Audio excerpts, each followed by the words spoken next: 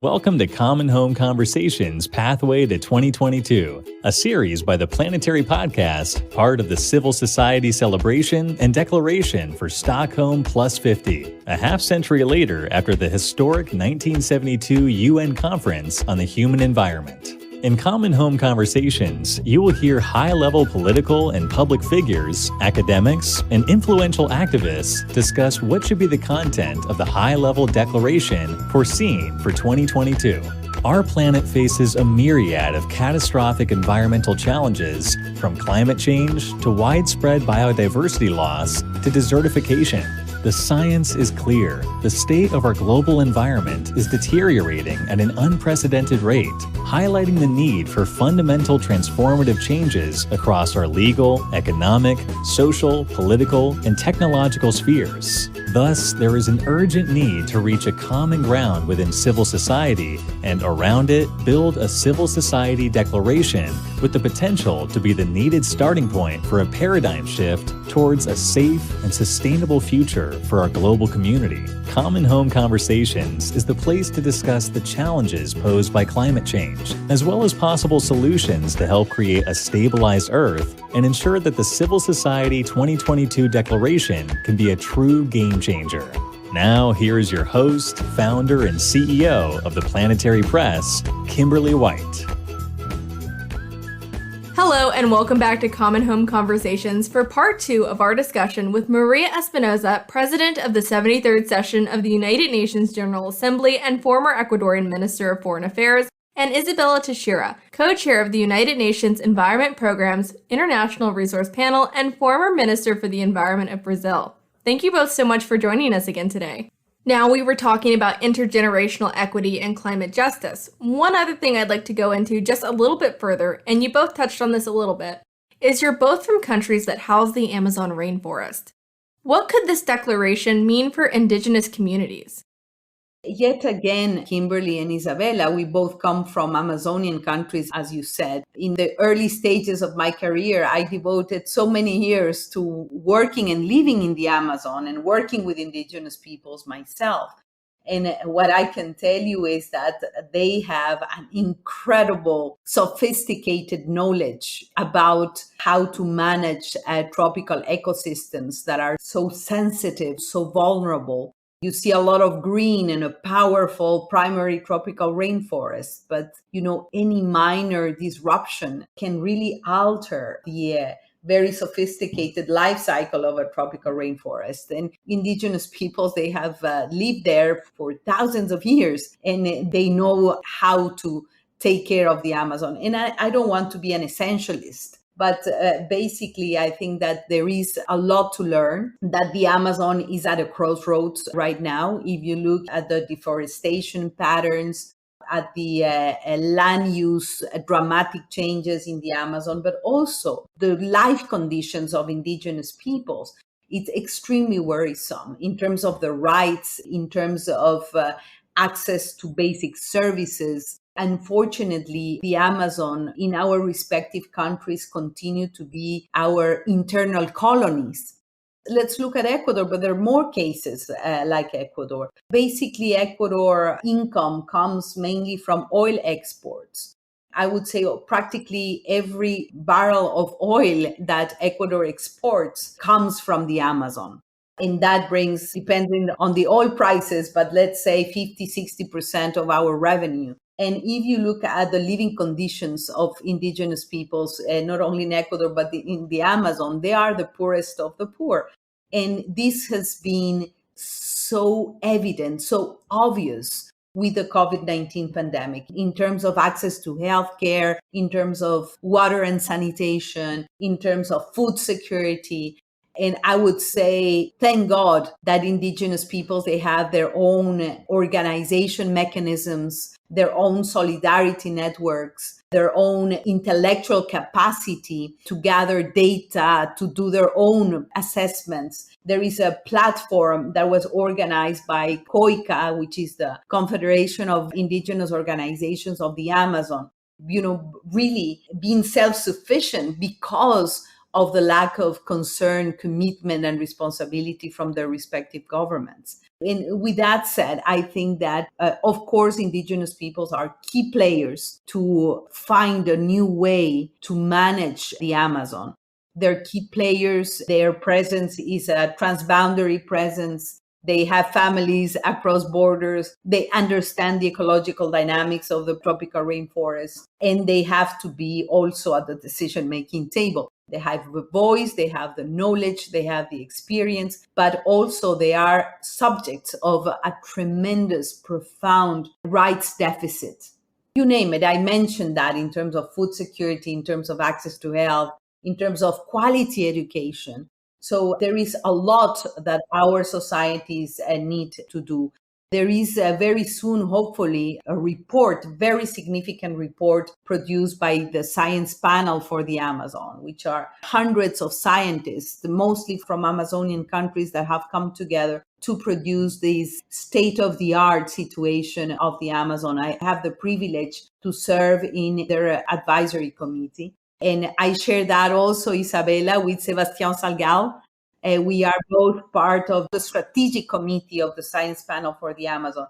And we are working closely, very much looking forward to their report. And it's going to be, in my opinion, a game changer. But I say that these are strong words, but we need to decolonize the Amazon. And the way to decolonize is to work closely with indigenous peoples, but also with Amazonian citizens in general.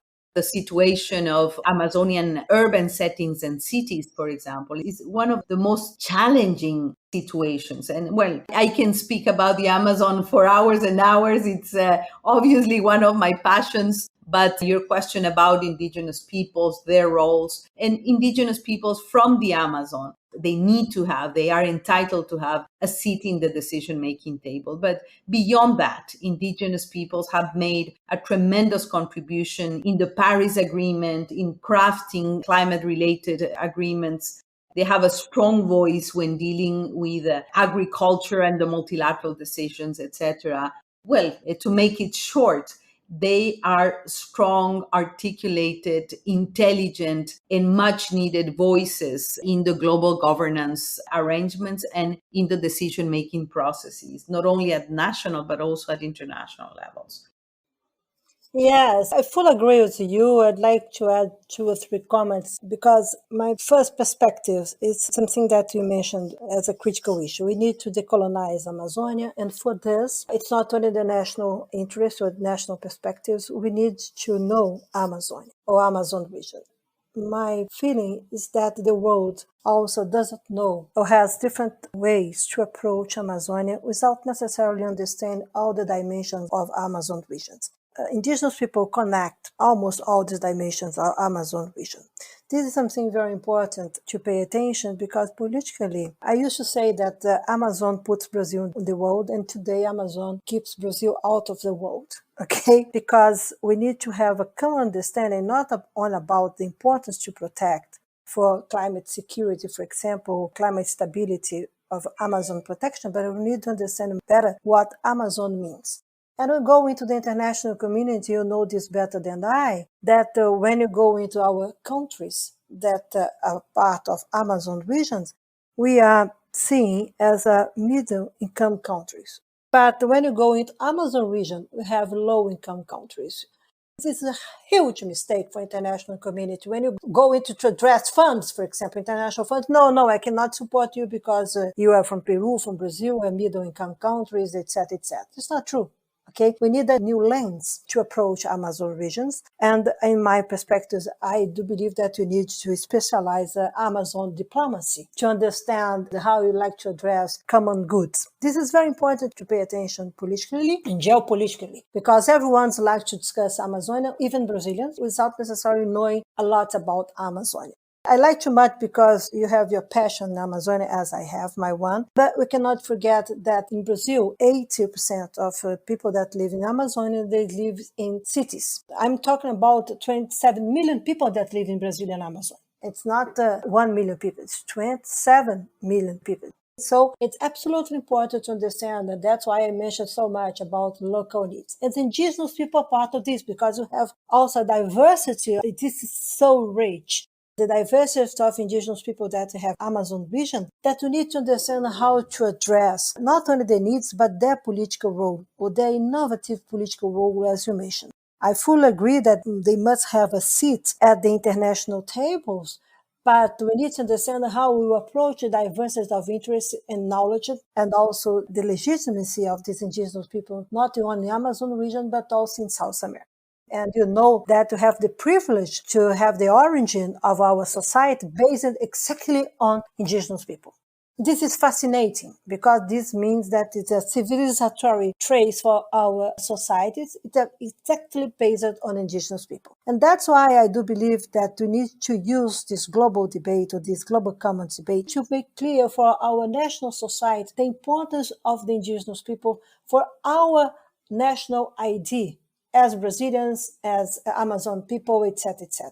We need to understand better the role of the indigenous people for our future, but also to recognize, as you mentioned, how our prejudice, our political prejudice, to understand their importance and to recognize the political space that they need to assume. And my feeling is that we need to learn the importance of indigenous people if you want to have this new perspectives of the world and new perspectives of our region consider the challenge of development. It's not something, it's like a part of our society that is distant of us. No, these are our roots and we need to be closer. We need to recognize that we don't have all the elements to dialogue with them and even to bring them on board. We need to address, for us, the new political rules to learn with their experience and their knowledge.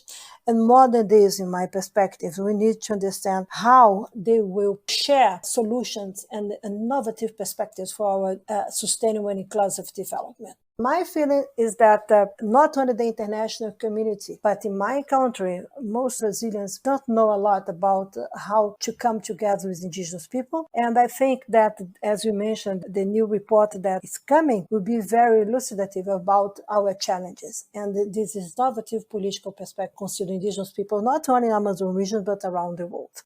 My feeling is that this is one of the critical political challenge that you need to face if you want to go forward considering global commons agenda and planetary boundary. Without their knowledge, without their political role, without their political presence, it would be very tough to address concrete solutions for humankind in the next years. So it's, again, a lesson from Amazon region, something that is like a password, okay? If you're able to come with them, if you're able to learn with them, if you're able to address solutions based on their knowledge, and if you're able to understand our political role to move forward in this contemporary age, we need indigenous people together with us. So I think that for Amazonia, it's not only stop deforestation, stop the setback, the environment degradation and fragmentation, and also to understand the role of environmental service. We need to go into the future and need to understand how the Amazon region will bring our countries into new development global agenda. This is very fascinating politically, and for this we need to recognize the lack of abilities in our political domain to face the challenges and ask for the indigenous people to support us and to be close to us. Thank you so much for your insights on that important topic. Now, unfortunately, human development appears to give value to nature only after it has been destroyed for resources and commodities and fails to recognize the true value of the intangible work of nature. Our natural world has been plagued by overexploitation throughout the years, and a 2019 report from the Intergovernmental Science Policy Platform on Biodiversity and Ecosystem Services states, quote, "The biosphere upon which humanity as a whole depends is being altered to an unparalleled degree across all spatial scales. Biodiversity, the diversity within species, between species and ecosystems, is declining faster than any time in human history," end quote. Furthermore, the recent statement for the Finance for Nature report highlights that the interrelated crises of widespread biodiversity loss, climate change, and land degradation require immediate action.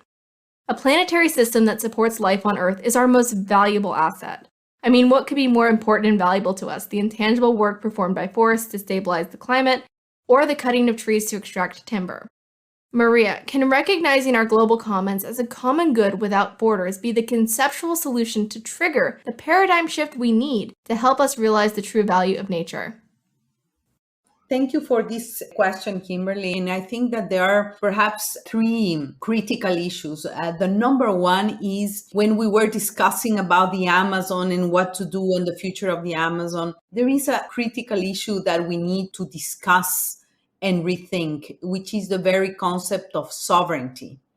Basically, most countries argue that we have to respect the sovereign right of states to use and exploit their natural resources as they deem necessary, which is fair enough. And this is also embedded in Principle 26 of the Stockholm Declaration. It is true. In countries and states have, the authority to decide what is best for its citizens. But it so happens that ecosystems, oceans, climate, they do not respect borders. Even if you look at the Amazon, it's not that Amazonian ecosystems, because there are multiple ecosystems within the Amazon. One tends to think that it's a very homogeneous ecosystem. It is not. But even then, the diversity of ecosystems that form the Amazon do not respect national borders. Same goes for, as mentioned, for oceans, same goes for any ecosystem, wetlands, mountains, etc., etc. There are so many mountains that, are shared by multiple countries sometimes.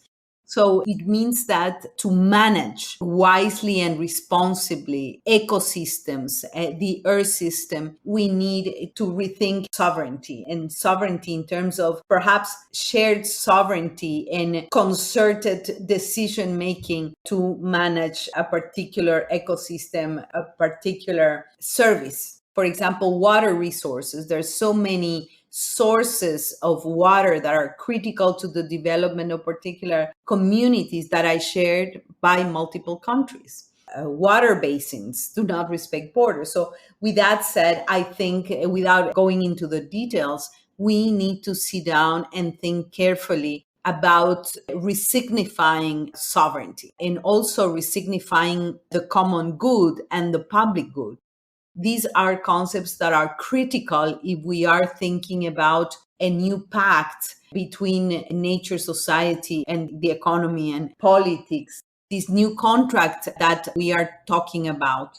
The second issue is about defining the commons, defining the difference between public goods and common goods. And I won't enter into an exercise of concrete definitions, but there is a difference between public goods and common goods, and the very concept of a common heritage. And what are the governance designs that make it possible to manage our shared and common heritage for the benefit of humankind? And how to go about it. And a very interesting example that can be used for this analysis is oceans and the different conventions, and look at the Convention on the Law of the Sea and access to genetic resources beyond national jurisdiction, which is one of the critical negotiations that are happening at the international level, at the UN level. So what to do with that, but also the shared responsibility over the health of our oceans that are shared among so many countries. And the number three is, okay, if you resignify and you agree on a 21st century definition of sovereignty or 21st century definition of what is a common heritage for humankind, then the third question that we need to answer is, what is the governance, the framework under which we need to operate under a shared responsibility, concerted action kind of governance model? So this is, in my opinion, one of the critical challenges of the 21st century. And if we do not come to grips to these very fundamental questions, we are going to put in risk our very survival. I'm a stubborn optimist, as late Kofi Annan used to say. I think that if we do not solve these critical issues, we are going to be in serious trouble. You name it, hunger, access to food, health, also, and equally important, the issue of this trust deficit in institutions including democratic institutions, this uncertainty that everybody's living under, this lack of direction in leadership that we are experiencing. So there is a lot of homework ahead of us. And as I said, the declaration is very promising. This pre-declaration from civil society, Stockholm Plus 49, that seriously considers the principles under which we are working, which is the issue of common public goods, the right to a healthy environment, and what are the governance arrangements we need. I think this is a key part of the conversation, and that should include, for example, our collective responsibility on dealing with pandemics, such as the COVID-19 pandemic, and what it means in terms of the health of our ecosystems and our Earth system. So, Izabella, this is the decade of action. How can the redefinition of the global commons help us do what is needed in the next 10 years to better address the world's environmental challenges? Thank you very much, Kimberly. I first of all would like to fully agree with the 3 points that Maria highlighted. I think that a critical political issue that must be fully debated and also solved, consider the strategic perspectives if you want to go into the global commons agenda and how we'll face the challenges of this century. The recognition of the global commons and this agenda that Maria mentioned before, and on the other side of the coin, I think it should help us to understand better how we are interconnected.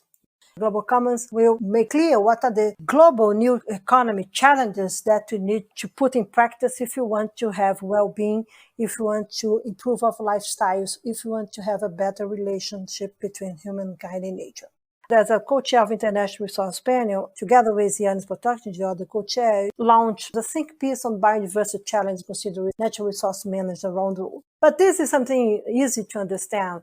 We have 4 steps to make clear how we need to come together. First of all, we need to know our true impact. Global Commons will help us to do this. I do believe this. We need to be conscious, look to understand better the local realities and how unfair, unbalanced the global development is today. And also what it means, if I can use a easy expression, know about your true impact. Yes, it's also in my backyard. We need to make sure that we know what's happened with our life, our lifestyles, our countries, our way to live in this planet. The second step is plan together. It means all on board. If you have a global commons, you understand better how we connect we are, or interconnect we are, and what are the responsibilities. We need to understand the importance to plan together, to plan the future together, to understand the challenge, to review routes, and then to improve the ways that we want to promote development around the world. The third step is growth with nature. This is something very important that we have been discussing the last time here in this interview. We need to grow, so we need to promote inclusive development with nature. So finally, humankind is back to nature, if I can say this. We are recognized that we are part of the nature. Global Commons means this. Homo sapiens is part of nature. Cannot forget it. And the last one is value nature. You need to value nature in different ways. You have the economic ways, and this will come with multicolor economy. I'm sure that will bring things in an innovative way. But for valuing nature, we need to understand its role in our life. We cannot value anything that you don't know. We cannot value anything that you cannot recognize its importance in our life.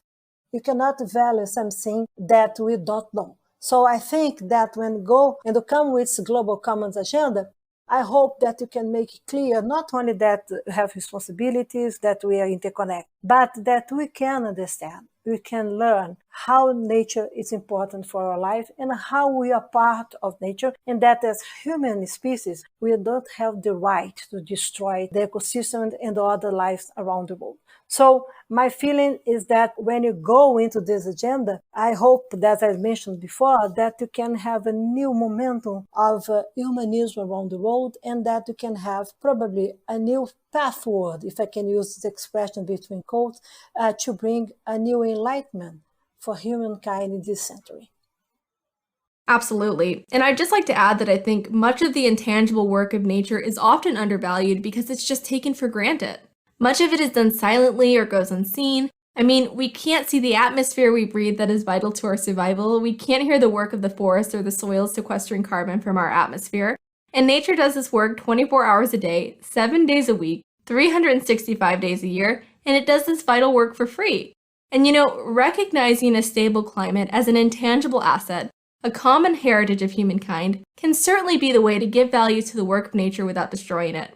Yes, you're absolutely right. My hope is that the new generations, they understood this better than my generation. So I think that we can hope that we will change soon. I do believe in this.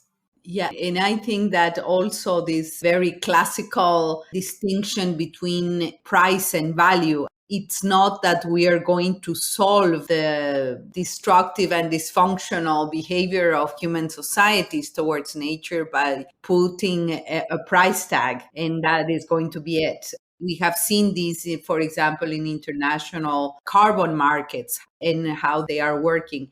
If nature is not part of the value system of a society, then the pricing is irrelevant because it doesn't work. We're not going to stabilize climate because we are going to put a price tag in carbon. Unfortunately, it's not as simple as that. And just thinking, you were saying, Kimberly, that nature does its work 24/7 because of the ecosystem services and all of that. But, at the end of the day, nature can very well, and perhaps much better, live without humans. But humans, we cannot live without nature. This is as simple as that. Nature cannot care less about us. So we are one more of the species, of the millions of species, but we cannot live without nature, without the services that nature provides. But also, I think there is a moral, a spiritual responsibility to ensure the existence and the continuity of life in Earth.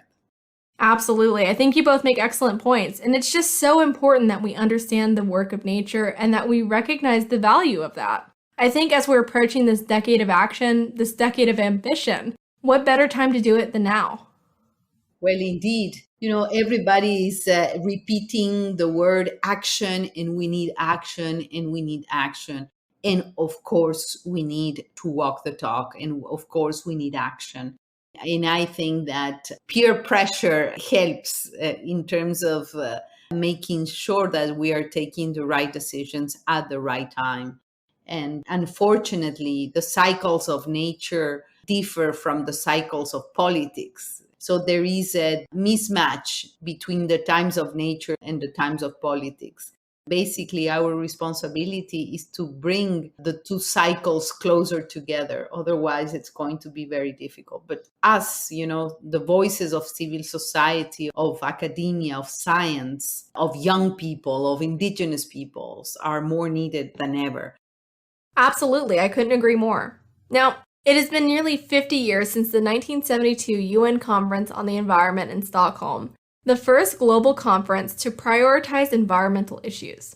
The 1972 conference represents a historic turning point in the development of international environmental politics.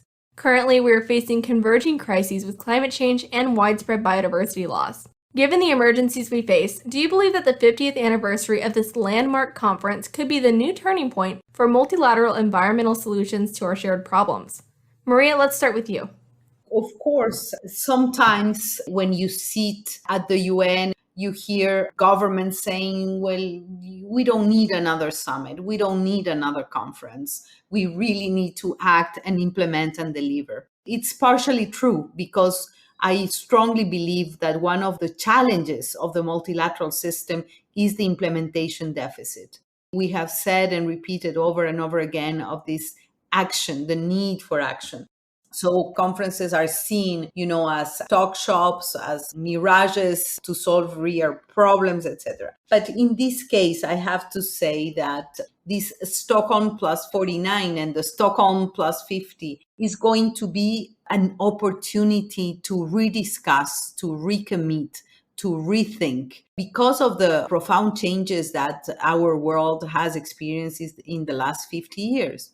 I would say that the Stockholm Plus 50 has to be shaped and built in two moments. a moment for analysis and assessment of what we have done with the declaration of 50 years ago and what is the state of the world. And the second part is action oriented and accountability framework, a commitment for the present and the future. So I think these are political moments that need to be used in full by civil society, by governments themselves, and to recommit.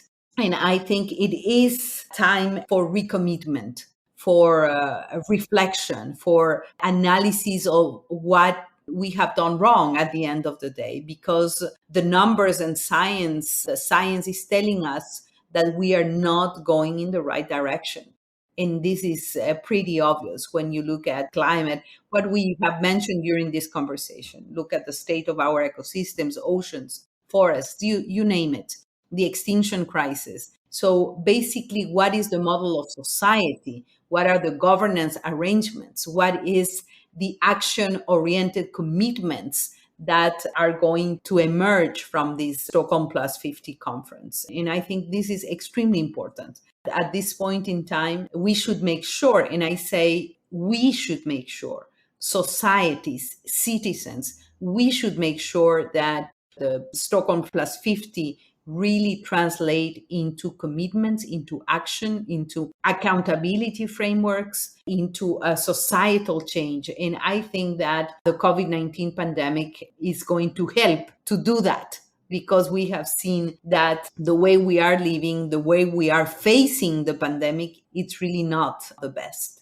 It is not only about the environment, as I mentioned before. It is a civilizatory crisis, a planetary crisis that needs to be seriously addressed by world leaders, but by societies as a whole.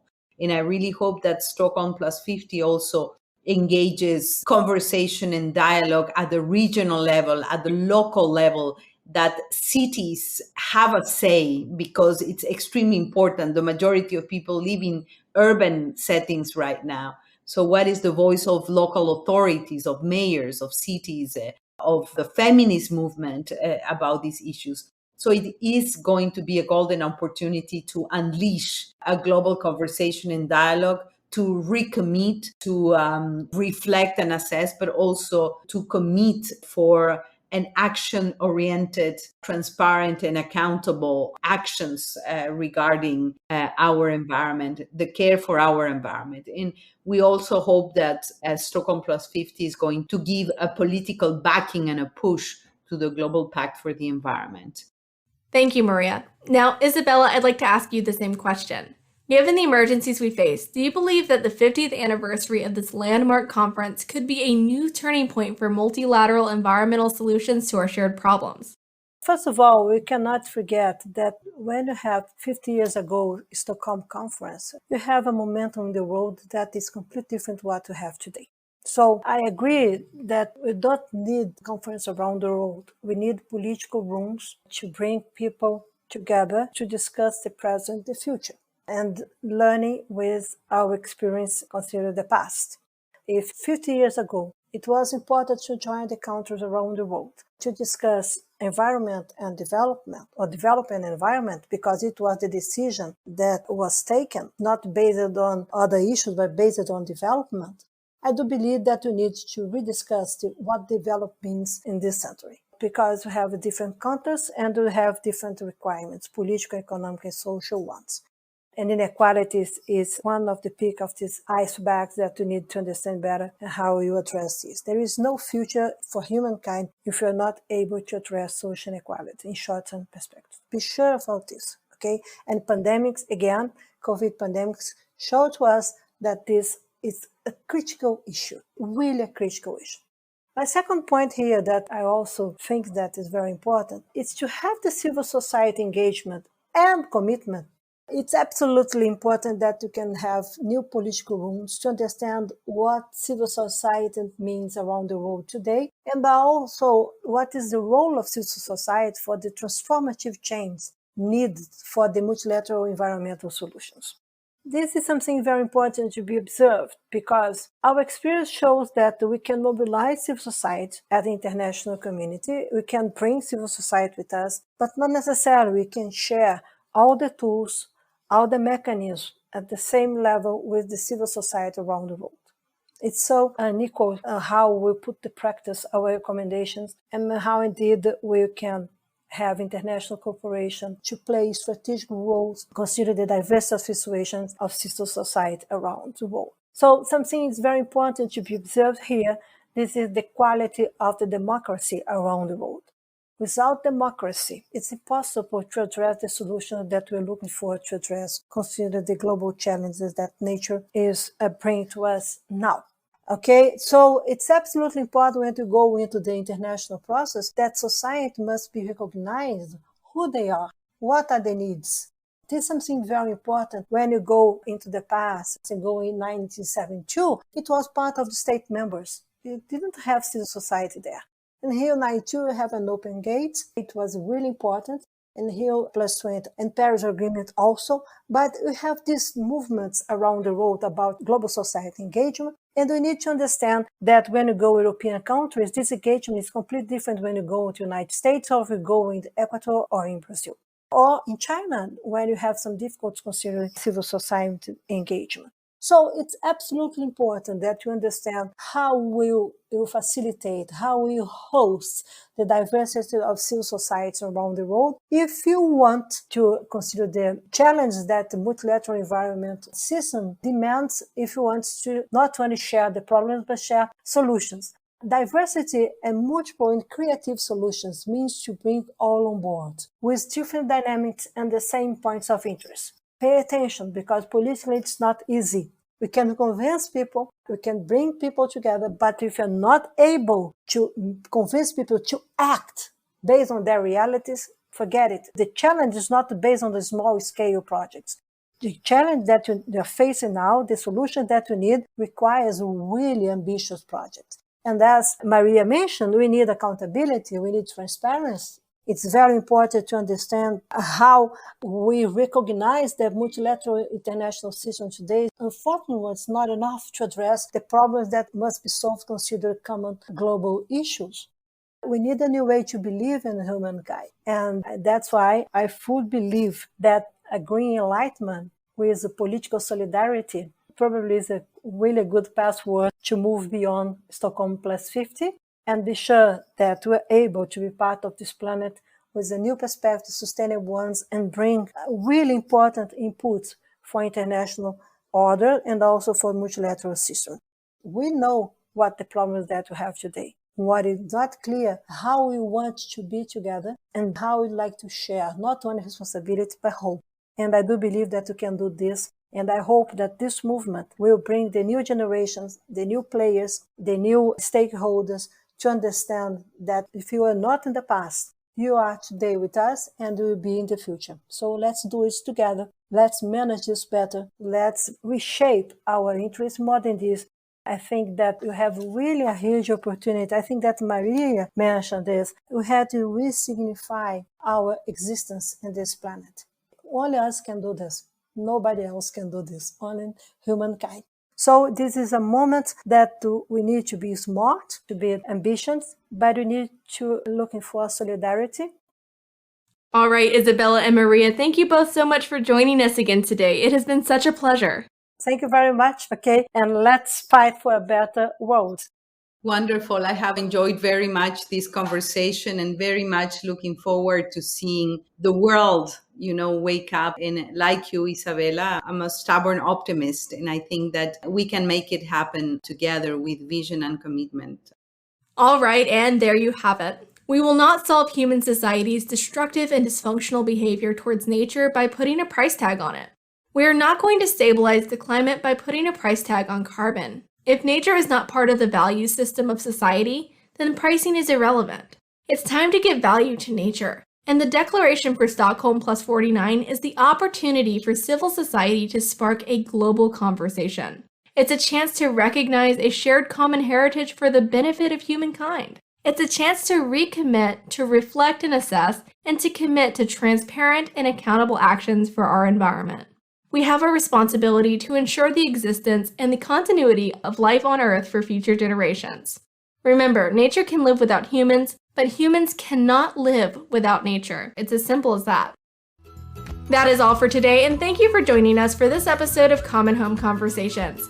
Please subscribe, share, and be sure to tune in on July 28th for our next episode. And visit us at www.theplanetarypress.com for more episodes and the latest news in sustainability, climate change, and the environment.